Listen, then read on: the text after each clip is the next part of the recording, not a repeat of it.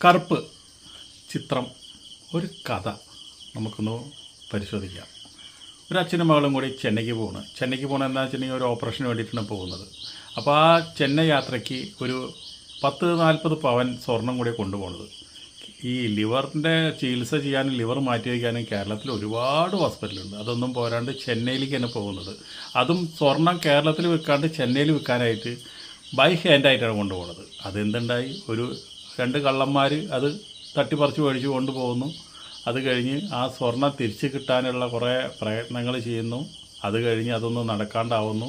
അങ്ങനെ നിൽക്കുമ്പോൾ സൂര്യ ഒരു ദൈവമായിട്ട് ആ ഒരു കോടതിയുണ്ട്, വലിയൊരു കോടതിയുടെ മുമ്പിൽ വലിയൊരു അമ്പലമുണ്ട്, ചെറിയൊരു അമ്പലം. അതിലൊരു ബിമ്മൊക്കെ വെച്ചിട്ട് സൂര്യനെ പോലത്തെ ഒരു ഈ കുതിരപ്പുറത്തിരിക്കുന്ന ഒരു സ്വാമി, ആ സ്വാമി ദൈവമായി വന്ന് ഇവിടെ സ്വർണം മേടിക്കാൻ നിൽക്കുന്നു. അതിൻ്റെ ഇടയിൽ ഒരു വില്ലനുണ്ട്. അത് കഴിഞ്ഞ് വേറൊരു ഒരു MLA യോ മന്ത്രിയോ ഒരു പെണ്ണിനെ പീഡിപ്പിച്ച കേസ് അവിടെ നടക്കുന്നുണ്ട്. ഇങ്ങനെയൊക്കെ ഓരോ കാര്യങ്ങളൊക്കെ നടത്തി ഇതിനെല്ലാം ഈ ദൈവം വന്ന് എല്ലാം മാറ്റിമറിക്കുന്ന, ലാസ്റ്റ് കോടതി തന്നെ മാറിയുന്ന, അത് കഴിഞ്ഞ് വീണ്ടും കോടതിയിലെ എല്ലാ കേസുകളും ഈ ദൈവം വന്ന് തീർക്കുന്നതും, അതിൻ്റെ ഇടയിൽ 2-3 ഊള പാട്ടുകളും ഊള ഡാൻസുകളും കുറേ ആർക്കും കൊള്ളാത്ത കുറച്ച് ഇടിയും വെച്ചിട്ട്.